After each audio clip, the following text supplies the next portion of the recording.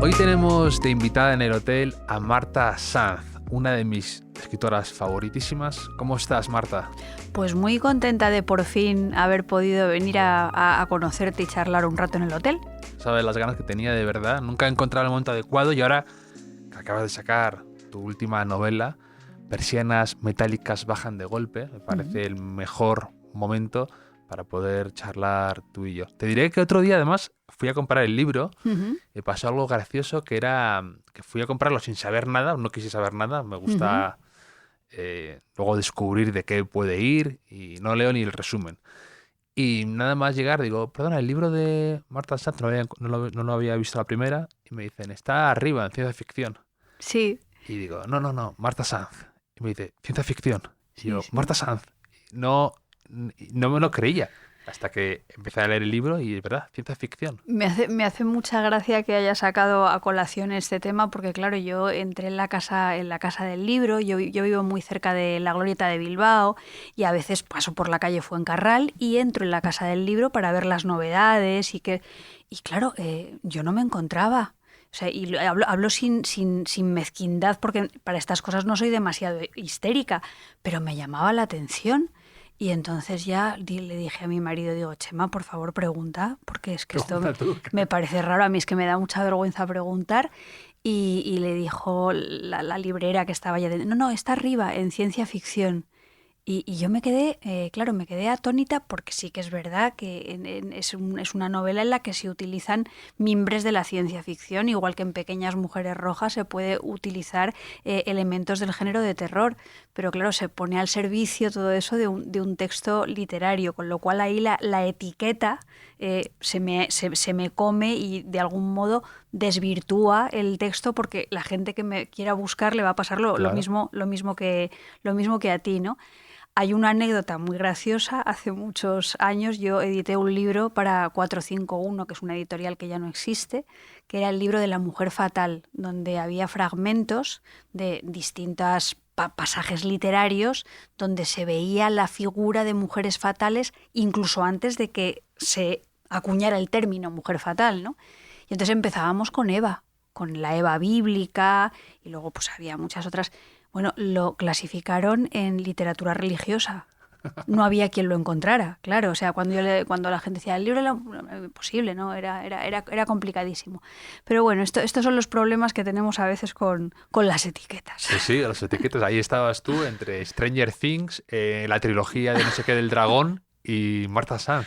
Bueno, muy Entonces bien. no me sorprendió, pero es verdad que es una novela que hay algo que me gusta mucho lo que haces siempre, que creo que eres muy atrevida para probar nuevas cosas y rompes reglas que parece que estaban esculpidas en piedra en algún lado, ¿no? Por ejemplo, también lo típico que dice, nunca titules en un idioma que no sea el castellano. Ya, Y tú ya. tienes Black, Black, Black, Amor Fu y demás. O cuando hiciste el otro de la que era todo minúsculas. O ahora que te desmarcas con un libro que a mí, como lector tuyo, me ha sorprendido. Mira, Javier, yo creo que es que la literatura es un espacio de investigación y la literatura es un espacio de descubrimiento donde no cabe la idea de que las cosas deben ser de una determinada manera.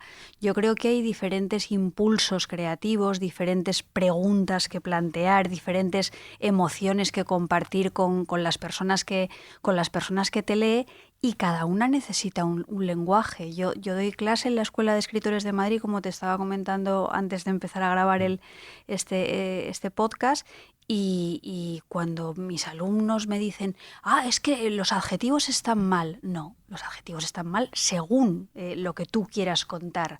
O, es que no se pueden poner títulos en una lengua que no sea el español. ¿Por qué? Depende de cuál sea tu historia. Entonces, yo me rebelo muchísimo contra una idea, ¿cómo decirlo?, esencializada del lenguaje literario, porque si el lenguaje literario fuera única y exclusivamente de una manera, a mí este trabajo no me interesaría, porque me pasaría la vida clonando un deber ser de la retórica. Yo creo que cada uno busca la retórica adecuada, las palabras adecuadas, el estilo adecuado, no ya para sí misma y convirtiéndote como en una especie de marca, sino para el libro que estás escribiendo en ese momento. Y yo creo que esa es la razón por la cual yo he transitado por diferentes géneros y he hibridado diferentes géneros o los he pervertido. Yo que sé, en una novela como Black, Black, Black, la gente acostumbrada a leer novelas negras a veces se siente violentada porque dice, ¿dónde está el muerto? ¿Y por qué a mitad del libro pones el diario de una señora menopáusica que nos cuenta su vida? Y digo, pues por algo, será por algo. Pero para eso lo que haces o sea, sabes bien, has leído mucha novela negra, por ejemplo, para hacer Black Black, se nota además en los pequeños gestos y pistas que vas dejando con, pues eso, la presencia ahí de Raymond Chandler también desde el principio y todo eso. Se nota que has leído y que sabes y que conoces mucho ese género para luego bastardizarlo si quieres.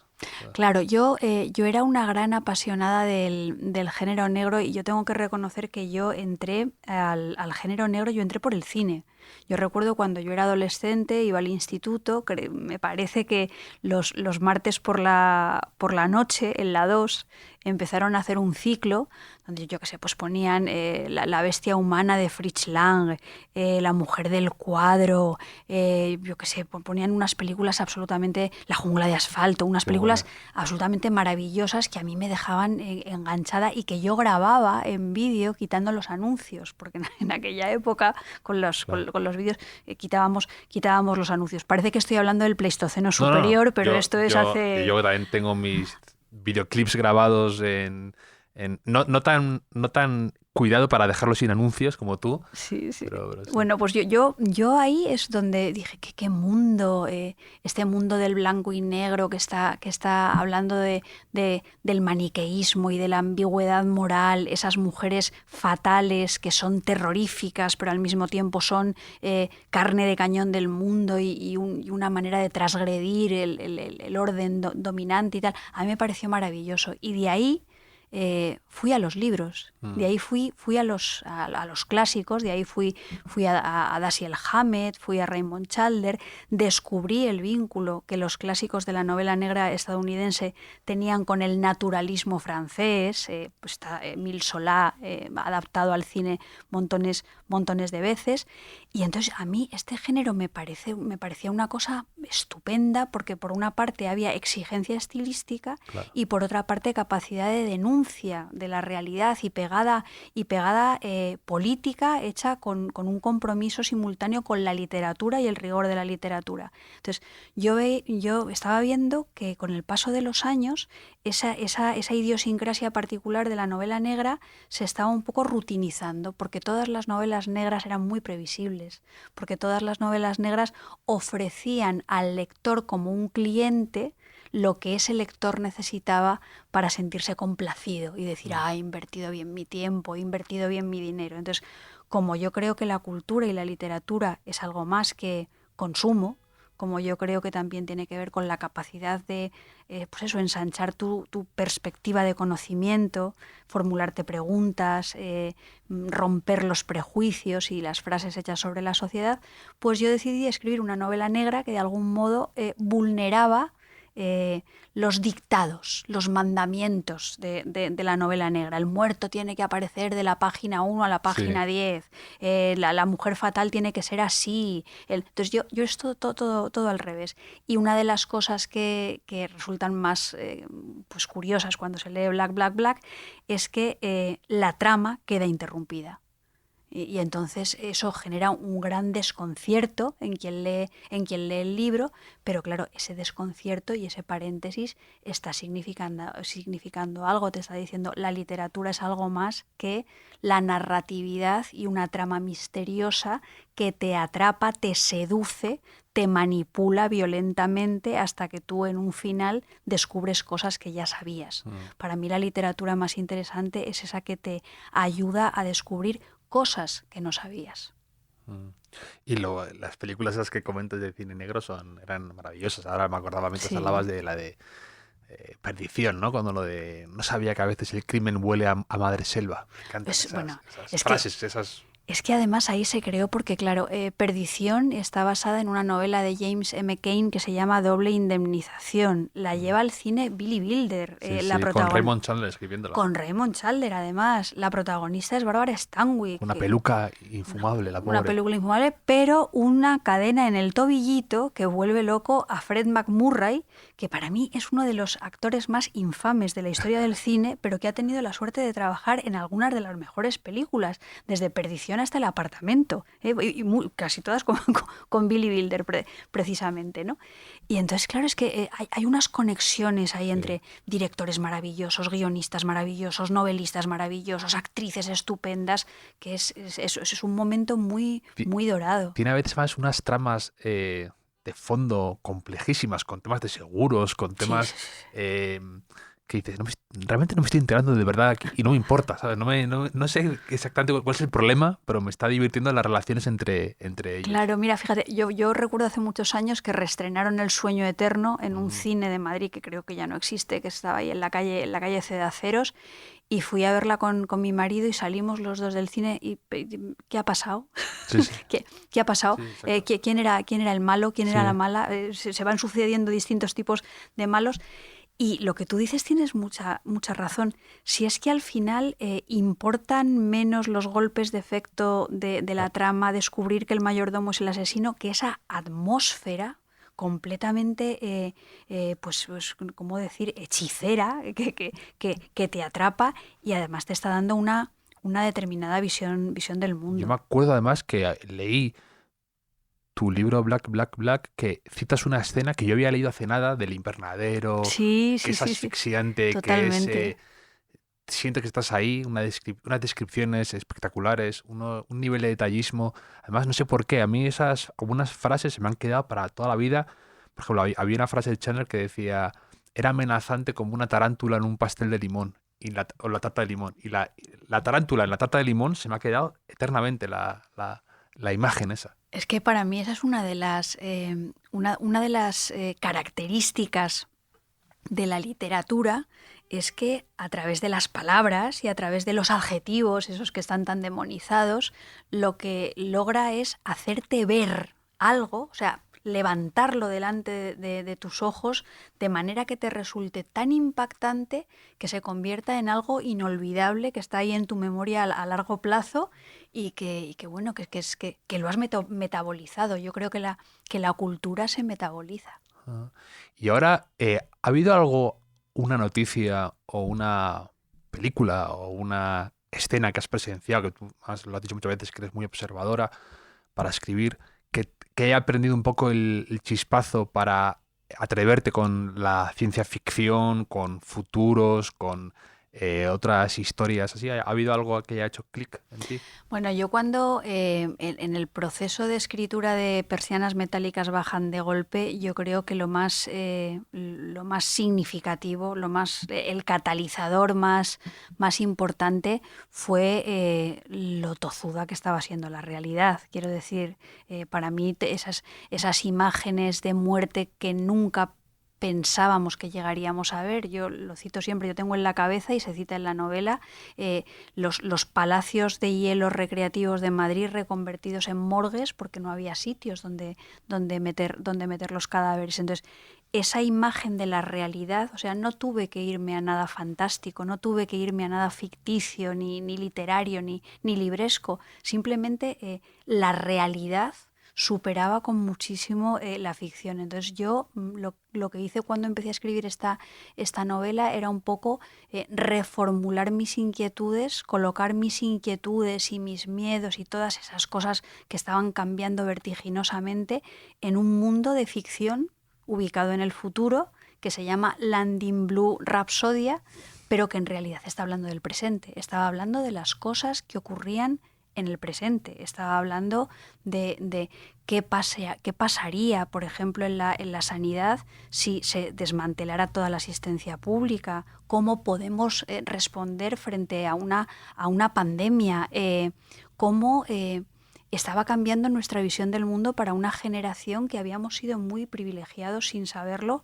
porque no habíamos vivido una guerra, no habíamos vivido no ya una pandemia, ni siquiera una epidemia, ¿no? Entonces, ese momento de encierro en la casa, en la que tú veías como que el futuro se había clausurado y que había que volver a levantar las persianas de alguna manera, es lo que a mí me motivó para escribir esta historia de ficción futurista que está muy vinculada con la realidad y que para mí es una historia básicamente del presente.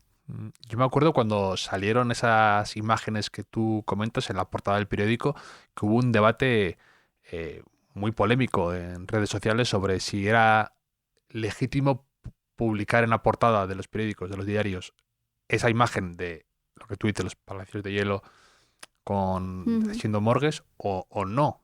Y yo era de, oye, eso está pasando, no vale hacer la del avestruz, es muy importante que lo veamos y que lo Sí, claro. metabolicemos, como tú Yo creo que dices. esas imágenes son muy importantes y yo creo que no se pueden escatimar esas imágenes cuando se están produciendo esos horrores. Por ejemplo, mira, el descubrimiento de los campos de exterminio en la época del nazismo supuso un punto de inflexión en el cambio de la conciencia de la sociedad y de la Mm. filosofía y de las maneras de entender la política y de lo que significaba la razón. Y eso nos llegó a través de una imagen, Sí, de una imagen que resulta completamente obscena porque resulta impensable. Pero desde luego cuando eso sucede no podemos proteger. claro. También pasó con un chico negro que le dieron una paliza hace años, años 50 o por ahí, y la madre dijo, no, sacad la foto de mi hijo en el ataúd Claro, magullado para que vean hasta qué punto se hacen estas barbaridades y no que no quede en algo abstracto, la idea de claro. le pegaron y se quedó ahí y algo habría hecho. No, no, mirad el grado del horror. Fíjate, eso pasa en el terreno de la realidad que no se debe escamotear. Y pasa también en el terreno de las ficciones, cuando en las ficciones dicen, no, es que no, escenas demasiado crueles, escenas demasiado violentas, estás haciendo apología de la violencia, estás regodeándote morbosamente en la crueldad. Bueno, pues a veces eso es así, y es cierto, y hay maneras de escribir que son pornográficas en el peor sentido de la palabra, pero hay algunas veces que la crueldad extrema en un texto literario o la crueldad extrema en una película lo que quiere provocar en quien la recibe es una reacción ética. Es como si recibieras un golpe en el estómago Claro. que te repugnara y que de algún modo te sirviera para abrir los ojos. Entonces, Mm. yo creo que en una época en la que hay cierta tendencia a la cicatería, al pensamiento positivo, al mostrar a través de los textos literarios una realidad estilizada que realmente no es de esa manera, me parece que tenemos que reivindicar la literatura como espacio para jugar con las malas palabras, con las escenas más tremendas, con la exageración, con un montón de cosas que lo que pretenden es eso, sacar a los lectores y a las lectoras de su espacio Mm. su zona de confort. Sé que esto es un término muy publicitario, pero es así. Y muchas veces, además, si lo analizas, si lo diseccionas, esa escena en una película o en un libro, muchas veces no es tan pornográfico como dices tú, tan amarillista, sino a lo mejor es sutil en realidad, pero te lleva a un lugar, te pone en una situación tan incómoda que tú pones el resto y tú te imaginas que es mucho más cruento, mucho más violento de lo que en realidad es, si te pasas a analizarlo, porque a lo mejor ni se ve algo Claro. explícitamente, pero es tan duro o te lleva a ese lugar en el que no quieres estar, que es esa lejanía de la zona de confort que tú dices, que para mí hay que mantenerlo y hay que atreverse con esas cosas. Yo creo que estoy completamente de acuerdo contigo. A mí me parece que la literatura debe ser intrépida, el cine debe ser intrépido, debe atreverse a contar cosas que quizá ya han sido contadas, pero a contarlas con un estilo, con una mirada que las traiga a la contemporaneidad, a la actualidad, que les dé el matiz que está aportando la historia de nuestro tiempo.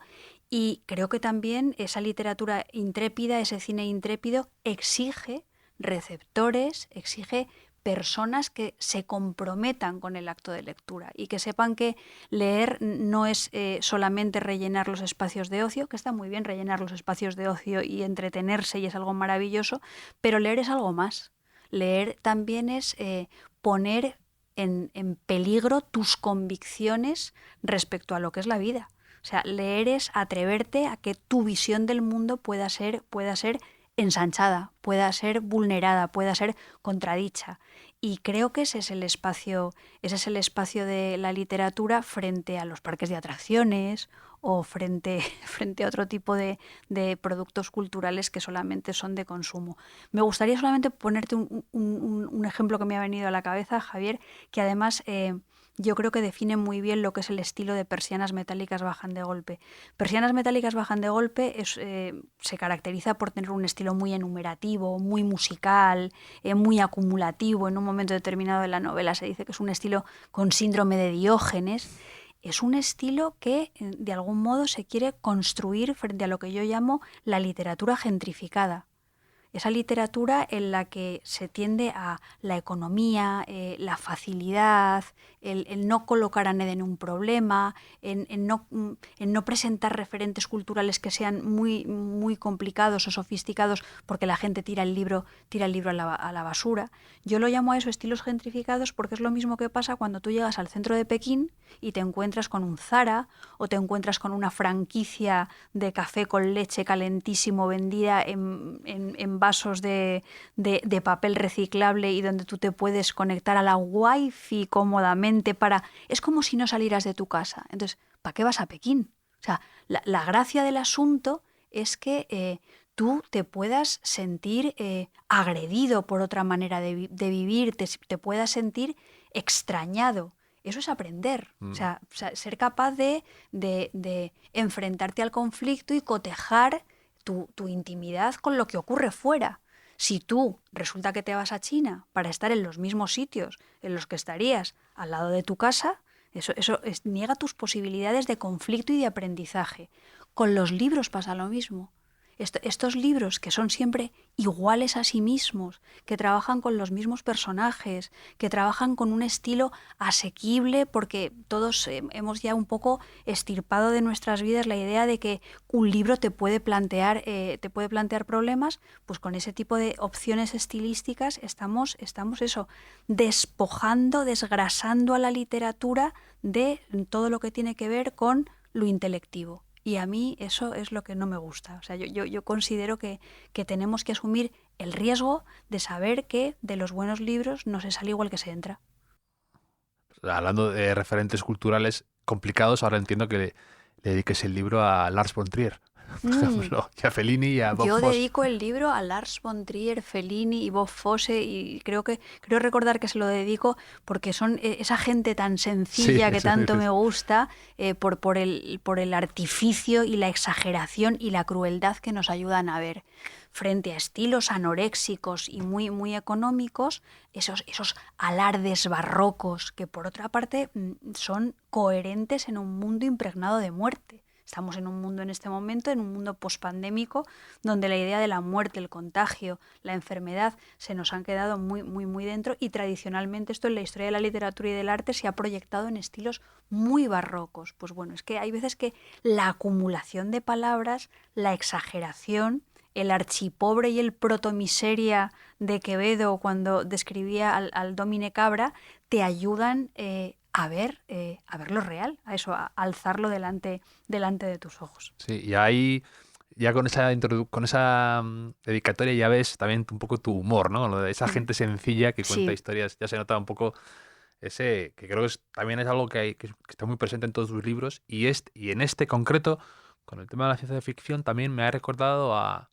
una de mis novelas favoritas, siendo yo muy poco lector de ciencia ficción, el de Douglas Adams, el de Guía de la Autopista Galáctico, Ujú. que tiene ahí un humor ahí muy fino detrás, muy irónico de la situación, del futuro, de todo esto que me ha recordado eso, el tono de algunos momentos y de alguna esa mirada.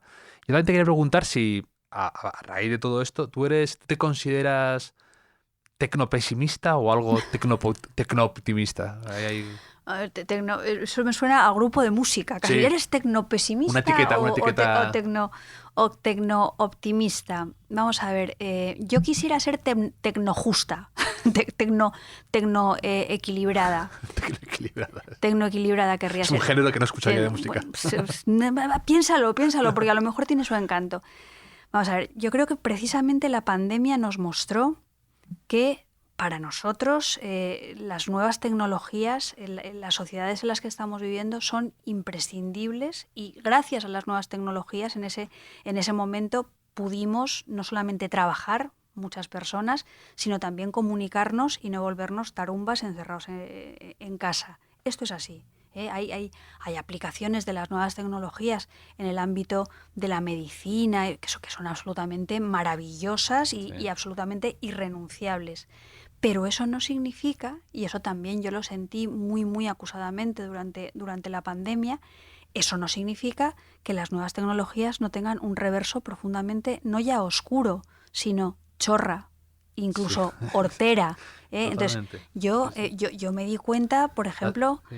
yo qué sé, o sea, jugar al Candy Crush. ¿Por qué yo juego al Candy Crush? ¿Pero por qué? ¿Qué pasa? O sea, ese nivel de puerilización al que hemos llegado muchas de nosotras. Yo qué sé, cuando estás utilizando permanentemente las nuevas tecnologías, estás haciendo el scrolling todo el Sí, sí. día, estás todo el día empantallada ahí metida, y yo me doy cuenta de que como mujer educada en una sociedad analógica, yo estoy perdiendo capacidad de concentración y necesito estar en multitarea permanente y mis tiempos son más cortos y eso para mí es verdaderamente muy traumático porque eso va en contra de lo que necesitamos tener en la cabeza para poder leer y comprender los textos literarios.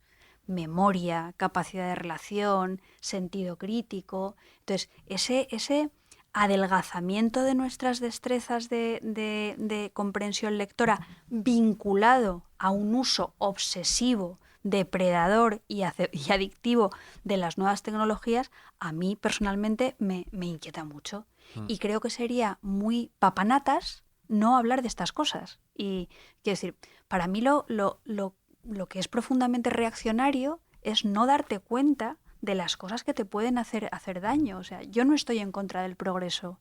Yo confío en el progreso y en el género humano. Por eso escribo distopías, como los escritores y las escritoras de distopías clásicas que tenían una resonancia política bastante importante, querían señalar lo feo para salir de ahí.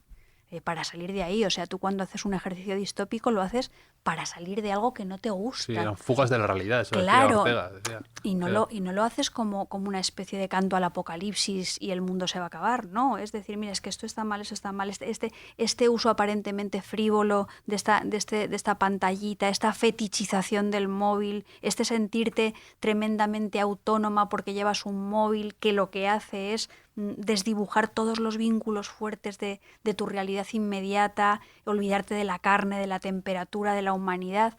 Bueno, pues yo creo que todo eso hay que señalarlo. Entonces, yo no soy tecnófoba, yo no soy ludita, como se decía, pero desde luego lo que no hago es utilizar acríticamente estas nuevas maneras de comunicarnos y de procesar la información, que además pienso que escamoteamos el cuerpo, en Twitter, no hay cuerpo, y eso fomenta el discurso del odio. Si yo te veo a ti, yo te Sí, estoy sí, claro, claro. viendo, es una cosa muy, muy, muy, muy, muy, muy diferente. Y además creo que muchas veces nos convierten con la fantasía de la hipercomunicación, nos convierten en seres encapsulados y solitarios. Y creo que mucha de la tristeza y de la desesperanza de los adolescentes y de los niños en este momento tiene que ver con eso. Bueno, los estudios últimamente que están en Estados Unidos apuntan totalmente a eso, Claro. ¿sabes? Como causa principal de la depresión, de los problemas sobre todo en chicas adolescentes, por lo que se Claro. dice en las Pues yo últimas. fíjate, yo eso es de lo que quería hablar en Persianas Metálicas Bajan de Golpe, pero quería hacerlo, como tú muy bien has dicho al principio, con sentido del humor. Ah, Porque creo que el sentido del humor es la manera de poder meter el dedo en la llaga hasta el fondo sin que duela. mm. Esto es importante. Y es muy interesante, además está muy presente lo que dices tú también, que es una realidad y no conviene mirar hacia otro lado. Por ejemplo, ahora la huelga esta de los escritores en Hollywood, que están parando las películas y las series, uno de los principales caballos de batalla es el asunto de la inteligencia artificial y de cómo no quieren que se pervierta su trabajo con herramientas de la inteligencia artificial y que ellos empiecen a trabajar para la inteligencia artificial, que es una de las cosas que más miedo les da. Y es un debate muy interesante, porque es verdad que de aquí a 5 años las cosas van a cambiar. Y no sé si tú has pensado también en el tema de... bueno, sí, porque ya has hablado de cómo para leer, para entender la literatura nos está afectando, pero si tú la inteligencia artificial y el tema de escribir le has dado algún pensamiento y si te produce algo de... Fíjate, yo cuando estaba escribiendo este libro todavía no iba a decir que se había puesto de moda este tema. No es que se haya puesto de moda, es que es una urgencia. Hay que reflexionar, hay que legislar y todas estas cosas. Pero cuando yo estaba escribiendo Persianas Metálicas Bajan de Golpe, esto todavía no había llegado a su eclosión, a su punto álgido y informativo. Que aparte llega un momento en el que te cansa y como que aparte te rindes con La algunas cosas de esas. desconectas Sí. totalmente. Fíjate, yo he llegado a, no sé, porque no tengo bola de cristal, aunque precisamente un escritor de ciencia ficción muy divertido que era Kurt Vonnegut era el que decía Sí. que los escritores son como el pajarito en la jaula en el túnel de la mina de carbón que detectan el escape de Grisú. Pese El a todo canario en la ello, mina. no tengo bola de cristal, pero a mí me parece que la inteligencia artificial va a poder suplantar el trabajo de personas que se dedican a un ejercicio de la literatura, como decir, muy bestselerizado Mm. o muy rutinario. Eh, yo creo que, por ejemplo, una inteligencia artificial va a tener mucho más complicado suplantar a un poeta experimental, radical o transgresor. Creo que dentro de muy poco van a poder suplantar lo fácil, Mm. que es lo que se consume, Sí, claro. por otra parte.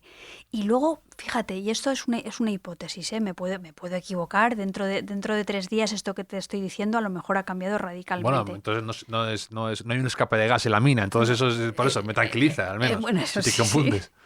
Por Ojalá me eso. confunda, pero fíjate, yo creo que esto de la inteligencia artificial se está utilizando como para echarle la culpa de lo que pueda pasar a Frankenstein, es decir, al monstruo, a la ficción. Yo creo que por detrás de todo esto hay seres humanos que tienen responsabilidades y al final, detrás de todo esto, hay gente que maneja los enchufes y gente que gana mucho dinero con esto. Y detrás de todo esto está la explotación de coltán en el Congo. Hay muchas cosas. Entonces, nos crean como el miedo al fantasma de la inteligencia artificial que va a acabar con todos nuestros puestos de trabajo y va a acabar con el mundo colocando la inteligencia artificial a la altura de las armas nucleares más Mm. peligrosas. Pero, ¿qué quiero decir? ¿Dónde está el programador? Sí, ¿Dónde están las empresas que tienen que asumir la sí. responsabilidad de todo esto? Ahora parece que entran en pánico. Mm. Ay, es que esto no teníamos que haberlo hecho. Al fin y al cabo, yo creo que la robótica, la inteligencia artificial, aún no está lo suficientemente emancipada como para que la podamos responsabilizar de ningún mal. Al final somos los seres humanos. Claro, claro, por supuesto. Yo tuve una conversación con el chat, este GPT Sí, o como sí. se llame en anagrama, cuando lanzamos Persianas Metálicas Bajan de Golpe, y yo lo primero que le pregunté al chat es "Uy, ¿tú para quién trabajas? ¿Cuánto te pagan?". Y no me supo contestar. Y dije, eres un trabajador explotado. Y además deberías tener conciencia de quién es tu jefe, ¿no? Entonces yo creo que lo importante es reflexionar sobre quién es el jefe de todo esto. Y esto a mí me cabrea, voy a utilizar la Mm. palabra especialmente, porque también creo que hay una asociación mentirosa de Internet en general con la gratuidad. a las personas dedicadas a este oficio de escribir durante mucho tiempo se nos ha demonizado porque hablábamos de la necesidad de valorar los contenidos a través de un cobro. Entonces parecía que Internet era una plataforma democrática, que yo no creo que eso sea democrático, sino que es profundamente demagógico para la divulgación del conocimiento. Entonces tú no podías pedir ningún tipo de derecho porque te estabas negando a la democracia del conocimiento universal. Pero sin embargo nadie objetaba nada respecto a pagar su tarifa. Entonces creo que hay que tener conciencia de que Internet ni las nuevas tecnologías ni son instrumentos ni medios de comunicación gratuitos, ni son soportes ideológicamente neutrales. Yo creo que hay un sustrato comercial muy importante.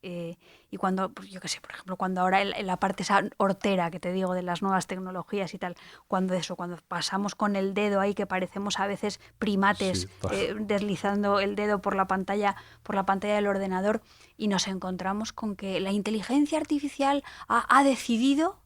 Esto es una cosa así. La inteligencia artificial ha decidido que los andaluces son perezosos y los madrileños prepotentes. Pues para este viaje no se necesitaban muchas alforjas. ¿Qué pasa? ¿O que la inteligencia artificial es como el cuñado del chiste? O sea, es una cosa...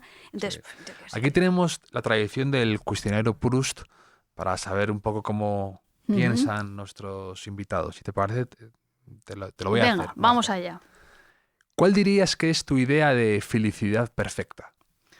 Mi idea de felicidad perfecta es muy modesta. Mi idea de felicidad perfecta es el salón de mi casa, una mantita, un sillón, mi marido leyendo un libro, mi gata encima de mí y yo leyendo un libro que también me guste mucho, con la tranquilidad de saber que todas las personas que quiero están a salvo y el mundo también. ¿Y cuál dirías que es tu mayor miedo? Ay, mi mayor miedo yo creo que es un miedo muy común. Mira, yo no tengo miedo, a la muerte, pero sí que tengo miedo al dolor de la enfermedad y al abandono en la vejez. Esas dos cosas me producen miedo. Sí. Bueno, tu libro Clavícula habla un poco de... Sí, habla de eso. De esto, ¿no? De cómo reaccionamos a veces a enfermedades que desconocemos, esa zona gris, ¿no? De me pasa algo, no se corresponden los síntomas con el diagnóstico, con lo que tengo, y es muy... Eso da mucho miedo, es verdad, Efectivamente, el deterioro ese físico. A mí el miedo de morir, yo no tengo el miedo de morirme como Unamuno cuando escribía el sentimiento trágico de la vida, la imposibilidad de concebir el mundo sin que tú existas, el sentimiento de finitud. A mí eso me da exactamente lo mismo. A mí lo que me preocupa es que me hagan daño, que me hagan daño y que la vida al final me duela y me haga sufrir de una manera extraordinaria. Eso es lo que me da miedo, no la desaparición. No, ya. Sí. ¿Y un rasgo que no te guste de ti misma? Un rasgo que no me guste de mí misma, pues yo creo que soy... por una parte, me gusta mi pesimismo, porque mi pesimismo creo que me hace no perder el sentido crítico. Yo creo que para cambiar las cosas muchas veces hay que ver la botella medio vacía, no medio llena, pero a veces ese pesimismo me hace ser muy cruel conmigo misma. Yo me siento muy identificado, porque yo soy un gran defensor de las pesadillas, de tener pesadillas, porque creo que cuando te despiertas todo automáticamente es muchísimo mejor, y es un alivio y es un descanso y estás en tu cama y es qué placer inmenso. En cambio el otro me produce mucha frustración, el tener un sueño maravilloso en el que digo, ya se ha perdido y nunca fue real. Pero yo por eso cuando mucha gente me dice que soy muy pesimista, y lo soy profundamente, en el fondo es ponerte en el peor escenario para a partir de ahí ir... Que todo vaya mucho mejor, claro. Efectivamente, sí. ¿Y un rasgo que no soportes en los otros, en los demás? Pues a medida que voy envejeciendo más, a medida que voy envejeciendo casi todo lo de los demás me molesta muchísimo. Y esto también lo digo desde el punto de vista autocrítico. A mí me molesta fundamentalmente la gente que se aprovecha de otra gente. O sea, a mí me molesta la gente que se aprovecha económicamente de otras personas, los explotadores, los maltratadores, la gente que utiliza la violencia económica, la violencia física para imponer sus deseos, sus intereses y sus privilegios a costa de quien sea y caiga quien caiga. ¿Y una cualidad que valores en un hombre o en una mujer? Pues valoro mucho la curiosidad y valoro mucho la capacidad de ser empático. O sea, la capacidad de ponerte en la piel de la otra persona para entender realmente lo que le está pasando. Una última exposición en la que hayas estado de arte o que hayas visitado que te haya impactado, que te haya gustado. Bueno, la última exposición fue la de Lucien Freud El teaser. y quiero decir, y me impacta y me remueve y me enseña cada vez cosas nuevas, aunque sea un artista que conozco hace mucho tiempo y con el que he trabajado sus cuadros, he trabajado su manera de mirar, ese tratamiento que hace Lucien Freud de la carne Sí, y sí, y de la vulnerabilidad de la carne, a mí me sigue pareciendo absolutamente fascinante. A mí me parece increíble además que él, por ejemplo, que hiciera el retrato que hace que hizo a la reina A de la de Inglaterra, que Inglaterra. era diminuto, Sí, sí, sí, y sí. tener la personalidad de decir, mira, pues Pues mira, lo hago voy a así. hacerlo así porque es contradictorio y al mismo tiempo es interesante el ejercicio. Y está reflejando mi punto de vista. Claro, Como claro. decía Francis Bacon, que era amigo, enemigo de Lucien Freud en la Más, misma. tú has hablado mucho de Francis Bacon y te gusta Claro, mucho. por eso en Pequeñas Mujeres Rojas yo rescato una entrevista que Marguerite Duras le hizo a Francis Bacon y en esa entrevista Marguerite Duras le preguntaba a Francis Bacon sobre la importancia del tema en el arte. Y entonces Francis Bacon decía algo así como que a él el tema no le importaba demasiado, que a él lo que le importaba era la imaginación técnica, es decir, qué colores, qué formas, qué retórica pictórica retórica pictórica, qué bonito ha quedado, utilizo en cada momento para que ese tema pueda tener como un aura de novedad en el mundo en el que yo estoy viviendo. Entonces creo que en ese sentido, tanto Francis Bacon como Lucien Freud son muy conscientes de que el fondo y la forma en las artes son indisolubles y cada gesto artístico, cada rasgo del estilo es significativo y tiene una resonancia en la sociedad, en la comunidad. O sea que el hecho de que Lucien Freud decida ese formato pequeñito para hablar de la gran monarquía europea, una de las grandes monarquías europeas en este momento, está denotando un punto de vista que es ideológico sobre esa monarquía. Sí, y luego también es lo que dices tú, la exposición se ve mucho el contraste, ¿no? De algunos cuadros que son más, digamos, más normales, pero luego con otros que se ve, pues, al padre y al hijo, que era un encargo que hacía y que se nota al hijo como un pusilánime frente al otro, que era Totalmente. como un tótem ahí, o el tema de los desnudos que pintaba y cómo los hacía, el tratamiento ese de la carne que dices, que te Sí, produce a veces incluso un poco de impresión. totalmente. Ujú.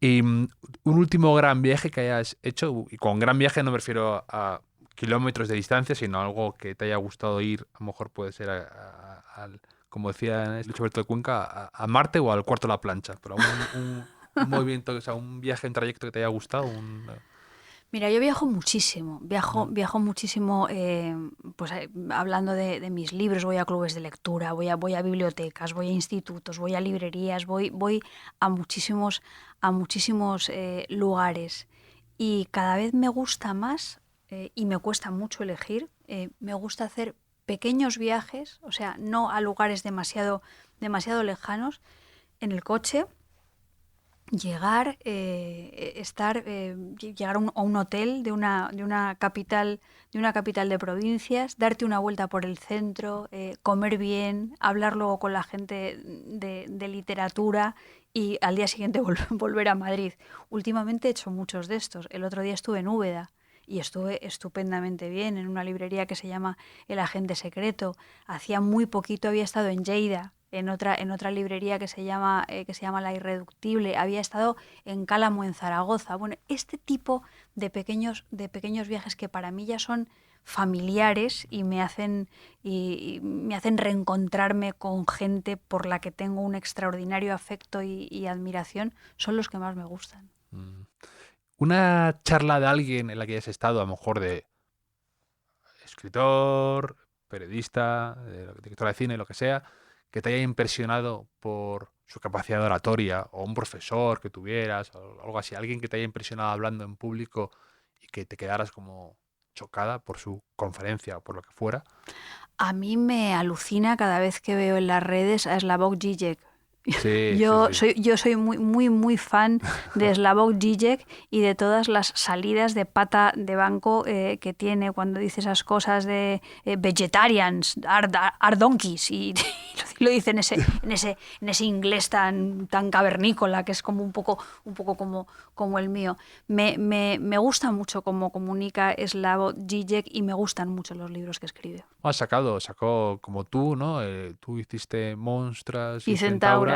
Y también sacó él algo parecido, ¿no? En ese formato, creo, ¿no? Con anagrama, Sí, creo. sacó un libro en la colección esta de cuadernos anagrama, que ahora mismo no me acuerdo Mm, cómo se llama, pero a mí uno de los libros que más me interesa de Slavoj Žižek son 6 ensayos sobre la violencia. mm. Que analiza muy bien lo que significa la violencia sistémica y analiza muy bien un concepto que a mí me interesa mucho como escritora, que es el concepto de ideología invisible. Es decir, todos esos conceptos, creencias que tenemos tan naturalizados, tan normalizados, que ya no consideramos ideológicos. Pensamos que forman parte del sentido común, que ya no son ideología, ¿no? Y eso es muy peligroso. Sí, porque claro, roza lo, ¿no? Se puede con los prejuicios, ¿no? Totalmente. Además, lo ideológico es lo otro y lo ideológico se condena, mientras que el Sí. sentido común de la gente de bien se viene arriba como si ese sentido común fuera neutral. No, no es neutral, Claro. no es natural, no es sentido común, es otra cosa. Sí, está bien como lo de como con el turismo, ¿no? Todos los demás son turistas, yo soy viajero, ¿no? Pues esto es Claro. igual. Esto es Los demás discurso. están en trincheras y son discurso ideológico, lo mío es sentido común, Tal cual, rectitud, cuando lo que es discurso pensamiento dominante analítico, claro. interiorizado. Como le decía el huevo Jumpidumpi a Alicia, no importa lo que las palabras signifiquen, lo que importa es saber quién es el que manda, eso es todo. ¿Un olor favorito que tengas? Ay, yo soy muy olfativa. Tengo dos cosas. Igual que la vista cada vez la tengo peor, tengo dos sentidos que son el del olfato y el del oído, que para mí son una condena. Son un poco como en el género de terror, en La caída de la casa Asher, Es el protagonista es fotofóbico y es capaz de escuchar las uñas de su hermana arañando el, la lápida en la cripta. sí. Bueno, pues yo con el oído y con el olfato soy un poco igual. Yo soy capaz de oír el despertador del vecino del primero viviendo en un quinto. Y esto es una cosa que hace que la realidad se convierta en un lugar extraño e inhabitable. Y con los olores me pasa un poco igual. El olor que yo creo, de los olores que a mí más me gustan en el mundo, son dos olores muy mediterráneos.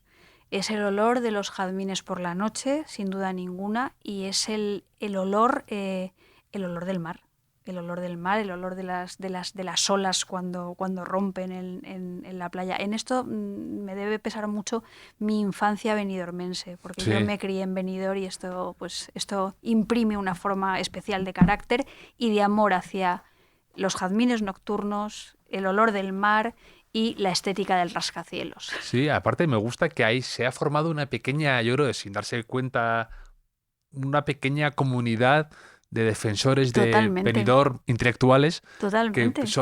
estáis tú, Óscar Tusquets, Isabel Coixet, Iñaki Uriarte y yo no he estado en Benidorm hace mucho tiempo, pero tengo ya ganas de ir por apreciar eso que decís y esa Sí. defensa que hacéis de la que se ha quedado un poco como cliché, ¿no? Benidorm es feo, Benidorm No, hay atrocidades urbanísticas. Ya, pero al revés. O sea, Benidorm es una ciudad planificada de manera que es el aprovechamiento del agua es muchísimo más racional y la depredación del suelo muchísimo menos grave que en esas colonias de viviendas unifamiliares con enanos de jardín.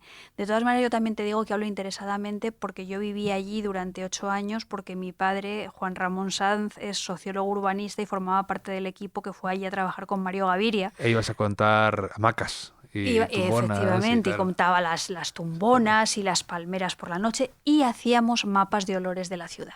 Mapas de olores. Claro, ¿Cómo funciona esto? Tú ibas caminando y con unos determinados colorines decías, esta calle huele a cebolla frita y la pintabas del color correspondiente a la cebolla frita. Esta calle huele a jazmines nocturnos. Y esas cosas se tienen en cuenta a la hora de dar licencias comerciales, hacer planificación urbanística. Es una cosa muy, muy medida y muy pensada. Joder, me encanta lo de los mapas de olores. Sí, es impresionante. Sí. Esta historia, ¿no? Así normal, que haya salido con esa capacidad para detectar olores. Un talento desconocido que tengas, y creo que podría ser, por lo que te escuché en El Faro, cantar en la ducha podría ser uno. Sin ducha. Yo tengo un... yo creo... No, como el protagonista sin ese de la película de Woody Allen, que sale de Roma, que solo canta en la ducha. Y entonces va a cantar en la Scala de Milán solo con una mampara de ducha para poder cantar. Si no, no sabe cantar. Yo creo que canto en todos los lugares menos en la ducha.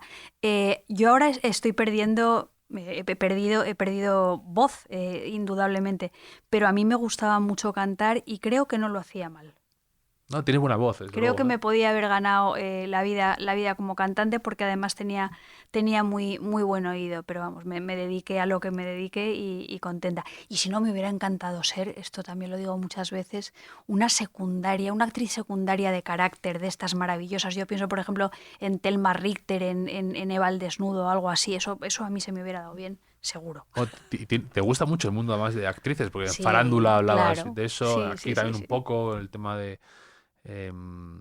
te gusta mucho la presencia más, un poco secundarias, también actrices Sí. a lo mejor un poco decadentes, un poco Crepúsculo de los dioses, un poco Claro, todo eso. me gusta mucho la parte, iba a decir espectacular con X, espectacular y glamurosa del cine. Además, soy muy cinéfila y soy muy mitómana. Mi casa está llena de referencias cinematográficas por todas partes, pero también me gusta la trastienda. Es decir, también me gusta subrayar que a veces los oficios culturales, pese a ese relumbrón, pues son oficios muy precarios, son oficios con unas irregularidades en los ingresos tremendas y hay gente que vive muy mal y sin embargo, como son personajes públicos, se convierten a veces en el ¿cómo se llama esto para boxear? Punching ball, ¿no? En el punching ball de la sociedad porque parece que siempre estás allí viviendo maravillosamente bien. Y no es así. Esto lo contaba muy bien Fernando Fernán Gómez en El viaje a ninguna parte. Sí, Y sí. cómicos, la película de Bardem también es muy, muy significativa. Sí, y luego también que, por ejemplo, es que sale mucho en Clavícula, que lo volví a leer hace poco, que hablabas también de Heath Ledger, que es el que salía en Batman, que se murió. Esa vida te gusta la trastienda, ¿no? Un poco saber qué ha Claro. ocurrido, el problema a veces de manejar, gestionar el éxito, la fama con el que te llamen, la popularidad, todo eso es muy complejo. A mí también la exposición, es muy... Y luego el tema, que es que se habla poco de esto, el tema de los ingresos. Yo en Clavícula, en una página, yo cuento lo que ganaba en un año. Tú. Claro, Sí, sí, sí, sí. ¿no? Y tu factura de lo que pagas por el Claro, gas, lo entonces que pagabas lo, por, y por una conferencia, lo por que otra... cuesta escribir un libro, cuál es un anticipo. A la gente le puede parecer que es una cosa espectacular un anticipo, pero tú piensa en el trabajo que hay detrás. Y luego piensa que hay muchos meses Y, de tu vida que a lo mejor y no que el cobras anticipo, nada. además, anticipo es, Claro. luego te lo quitan. ¿Sabes? Bueno, Por eso, ¿sabes? Que luego, bueno, que no es que te den dinero luego lo, ves, para crear, sino... lo amortizas. Claro, o sea, efectivamente. ¿Un hotel en el que vivirías una temporada? A uno de estos viajes que has estado, Ay, alguien... hay hoteles, bueno, yo hay un hotel que me parece, creo que lo están reformando, pero creo que ya no. Peligro ya. que es peligro total, que era el Hotel Formentor Ah, en Mallorca. Era una cosa donde se hacían las conversas sí, sí. de Formentor, esos jardines, no sé, esos colores, esa luz, ese mar. Yo tengo recuerdos maravillosos de ese hotel al que siempre fui invitada para hablar de Claro. literatura en las conversas de Formentor. Ese hotel es maravilloso. Y luego hay un hotel muy bonito en San Sebastián. Es que no me acuerdo exactamente del nombre. No lo voy a decir. Es uno de los hoteles que está justo enfrente de la playa de la Concha. Lo tengo en la cabeza, pero se me ha olvidado el nombre y ya lo siento. Pero tiene unas habitaciones coquetas, con unas vistas muy bonitas, con un tono decadente muy agradable. Sí, hace poco, una de estas ediciones de lo que comentas del Hotel Formentor, creo que por un vendaval o por un tema de clima, la gente se quedó atrapada ahí en el hotel y decían las escritoras que estaban ahí, sobre todo, que decían que era, claro, como el inicio de una novela negra, ¿no? Claro, Como estar atrapadas ahí y que a lo mejor uno muere de repente y no pueden salir y entonces era como una Javier, cosa. eso pasó cuando ya no se celebraban las conversas en Formentor y me parece que ese año se celebraron en el Hotel Santa Catalina de Gran Canaria, que también es un Ah, hotel puede ser. maravilloso y les pilló pues eso como un huracán. Yo este año vuelvo a las conversas de Formentor que se van a celebrar en Canfranc, en la Mm. estación de Canfranc, que se ha convertido también en un hotel que seguro que será una cosa increíble. Pero la cosa es que ahora la sede Es itinerante. efectivamente es itinerante. ¿Y has estado en alguna residencia de escritores? Porque otro día estuve aquí con Marcos Giral Torrente Sí. y me habló que él venía de estar en una residencia con Leila Guerriero y con Sabina Urraca, creo, y que me pareció una cosa que de esto que dices, me puede encantar y me puede horrorizar al mismo tiempo, el de estar en una residencia de escritores. Yo nunca he sido capaz, Mm, jamás en la vida. Yo creo que me volvería loca mm. en una Por eso residencia sí, de sí. escritoras. Y yo tengo muchísimos amigos y muchísimas amigas que escriben y me encanta irme con ellos a tomarme una caña y hablar no ya de literatura, sino de los mejores torrendos del mundo mundial, lo que sea.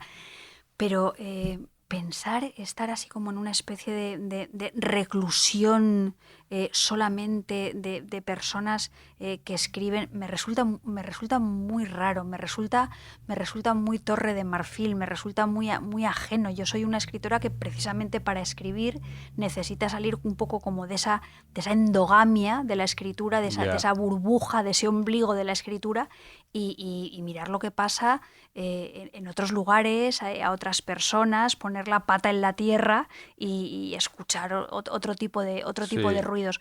Con lo cual creo que a mí no me vendría bien y cuando he tenido oportunidad de hacerlo siempre he Claro, a lo dicho que mejor no. supongo que sea también para lo más También final. te digo una cosa, es que yo soy una mujer muy familiar. Sí, eso lo comentas A mí me en... gusta mucho, a mí me gusta mucho mi casa y a mí me gusta mucho tener a mis padres, como quien dice, a la vuelta Sí, de la esquina.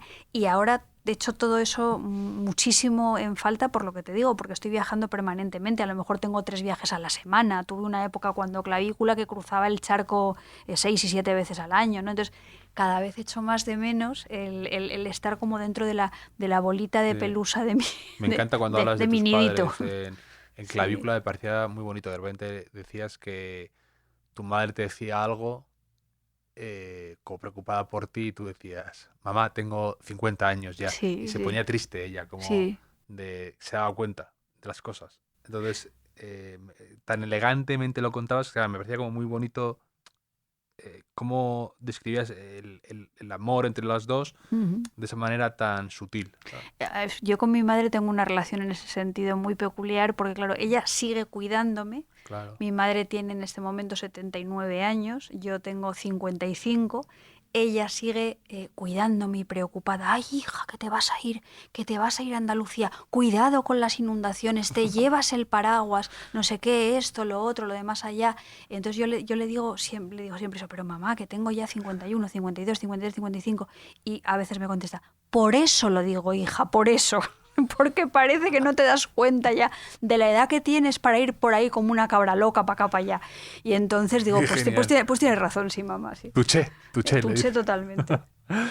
Y un lugar en el que te guste escribir especial? ¿Tienes alguna predilección por algún sitio? Vamos a ver, a mí me gusta escribir en un cuaderno y me gusta tomar notas. Yo siempre tengo en el bolso un cuaderno y tengo un bolígrafo y ahí a veces tomo notas sobre ideas y a veces incluso escribo párrafos. De repente te llega un párrafo, desde de un punto de vista, con un estilo y lo escribo ahí, una columna para el periódico y tal. Entonces, me encanta escribir. Los poemas siempre los escribo en cuadernos y luego los paso al ordenador.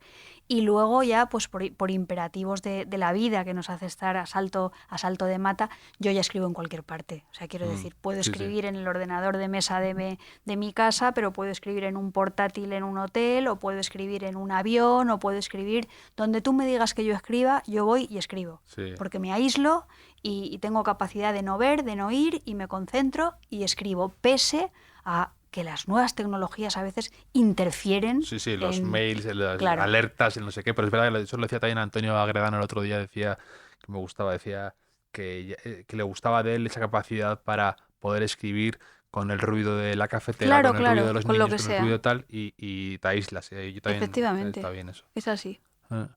Y hablando justo que acabas de mencionar lo de los poemas, que tú has escrito poesía, ¿tú tienes algún poema que tengas presente, que te sepas de memoria, que te guste, ¿sabes? Que tengas ahí? Yo tengo alguno. Yo tengo un poema de Antonio Machado que empieza: las ascuas de un crepúsculo morado detrás del negro cipresal humean, en la glorieta en sombra está la fuente con su desnudo y alado amor de piedra que sueña mudo, en la marmórea taza reposa el agua muerta. Ese poema siempre va conmigo.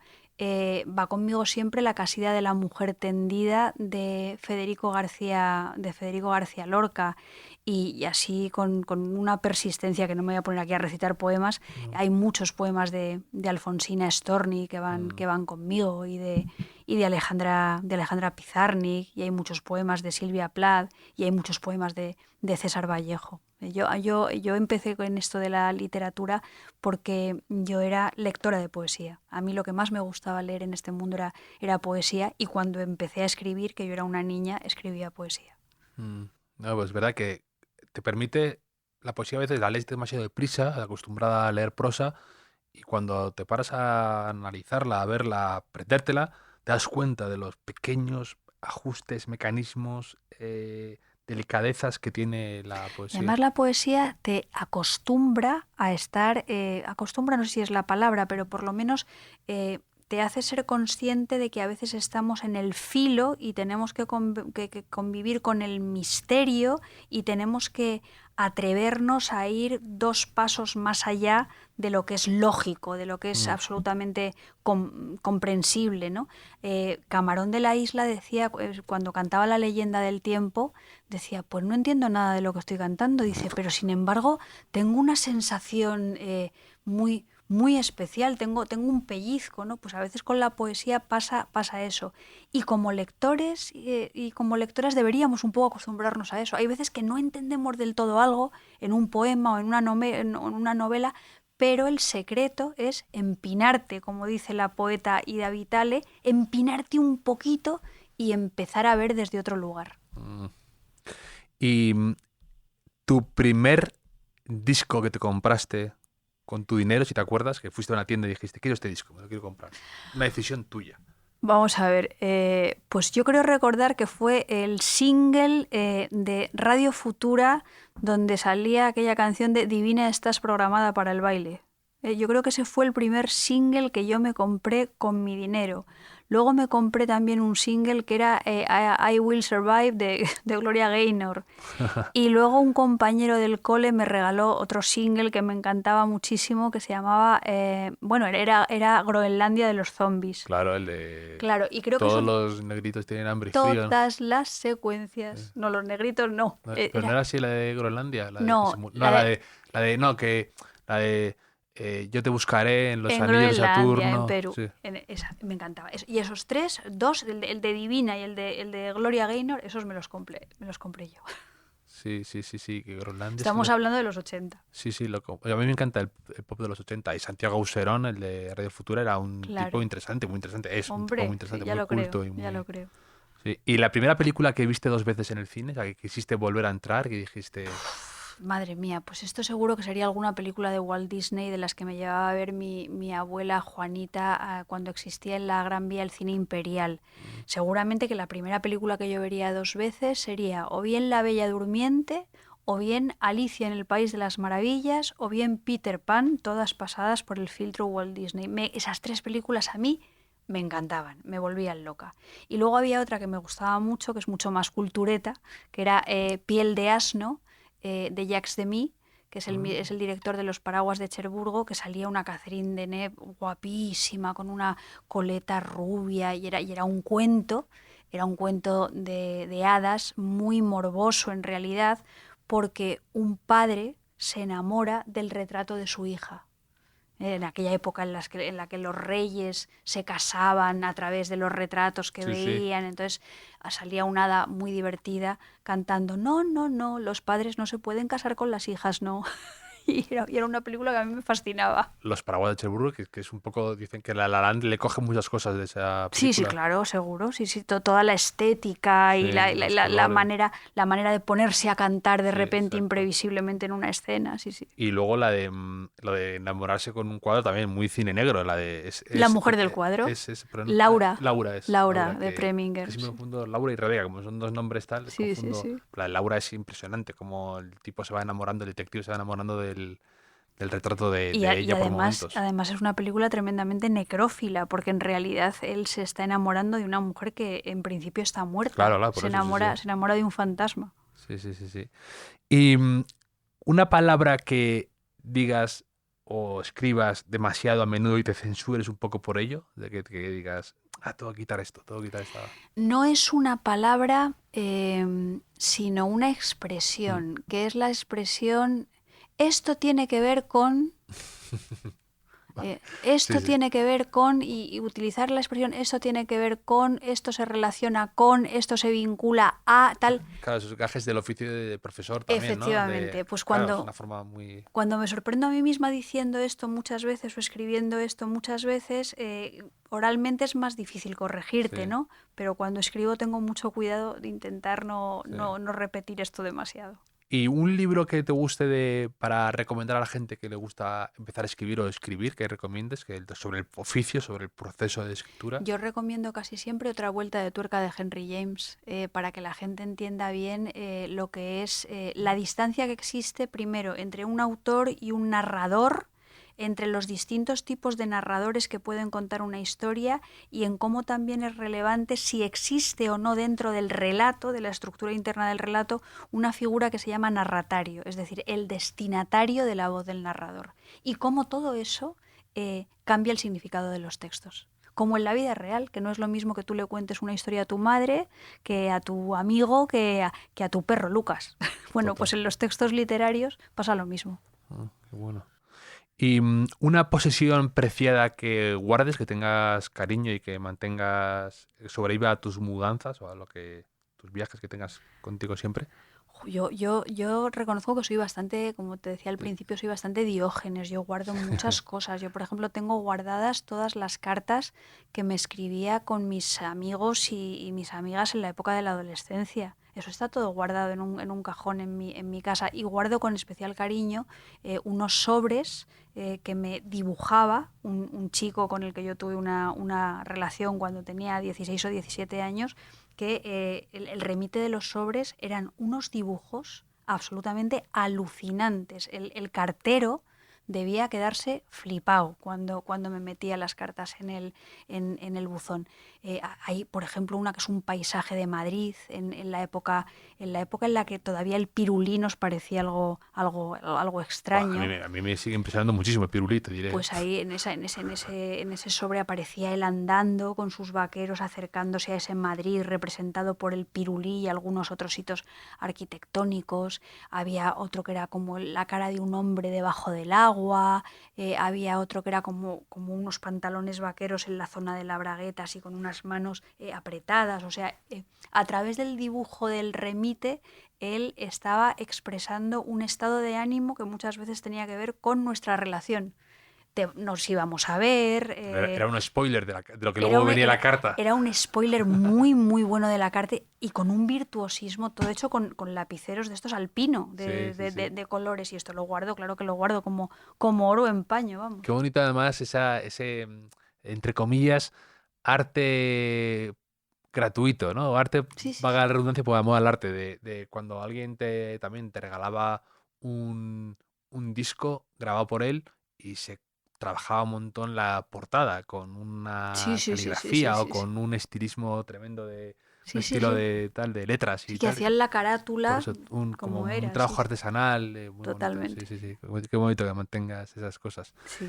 ¿Un mentor o mentora que hayas tenido en tu vida que te haya abierto paso, te haya enseñado cosas útiles? Bueno, pues yo siempre hablo de Constantino Bertolo, que fue profesor mío en la Escuela de Letras y después de ser profesor mío en la Escuela de Letras fue mi primer editor. Fue la persona que publicó la novela El Frío y después ha sido amigo mío. Entonces, Constantino me enseñó a mirar la literatura desde un lugar desde el que yo no la había mirado nunca. Me enseñó que la literatura no tenía solamente que ver con las palabras bonitas, y me enseñó algo que he comentado antes hablando de Francis Bacon y Lucien Freud, que es que en la literatura el fondo y la forma no se pueden separar, que no hay dos maneras distintas de decir lo mismo, que si tú eliges decir el jarrón o el jarrón azul o el jarrón azul de China, aunque el referente real sea el mismo, eso en un texto literario está significando cosas Mm, diferentes. O el azul jarrón, ¿no? El cambiar esto. Lo que Claro, pasa, o cambiar el orden o lo que sea. eso, Cualquier decisión retórica está repercutiendo en la construcción del significado. En los textos literarios, el estilo es lo que significa el texto. sí. Hay un poema también que me encanta de Juan Ramón Jiménez, El viaje definitivo, que alterna, no sé por qué, y sí me he preguntado por qué hizo esto, ¿no? El orden de los adjetivos un par de veces y siempre, y cambia todo, porque es más, parece más necesario o menos necesario en función de si está delante o detrás. Ujú, Y es muy bonito y siempre lo pienso, lo que dices tú. Cualquier decisión, pequeña colocación, ujú. eso es lo bonito de estas cosas. Totalmente.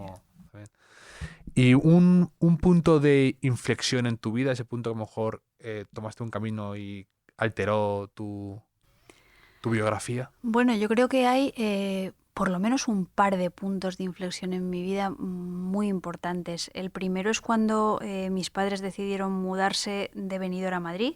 Yo tenía como 12 años. Se acabaron los mapas de Se olores, tal. acabaron los mapas de olores y para mí fue un desgarrón vital porque yo tenía 12 años, entonces era separarme para mí de un mundo conocido en el que yo me sentía muy a gusto, con unos amigos, con unas amigas, en un paisaje y llegar a un territorio que para mí era hostil, Jugando a las sirenas con tus amigos en la jugando a la playa. sirena con mis amigos. Entonces, ese cambio fue muy, muy, muy importante para mí y me enseñó cosas, no siempre agradables, pero me enseñó muchas cosas. Y luego hay otro punto de inflexión en mi vida muy importante, que fue cuando yo me casé. Y no, antes de casarme, cuando me fui a vivir por primera vez con mi marido, que yo tenía 19 años y me fui de casa, me emancipé con 19 años, luego volví a mi casa y luego ya salí otra vez de mi casa y me casé y llevamos juntos nosotros, yo qué sé, debemos llevar ya juntos casi 40 años. Mm. Y para acabar, un lema que tengas en tu vida o que te guste tener presente o de algún modo que a lo mejor podría estar en tu despacho o cerca de tu escritorio para tenerlo presente y que te repitas. Ver, oír y no callar. Me gusta, me gusta. También en Clavícula había un momento que hablabas de una palabra japonesa, también me hizo gracia, Sarinagara, ¿no? Sarinagara, que es una maravillosa novela de Philippe Fogg, que él es una novela de duelo. Él está hablando del terrible dolor que siente ante la muerte de una hija de 4 años.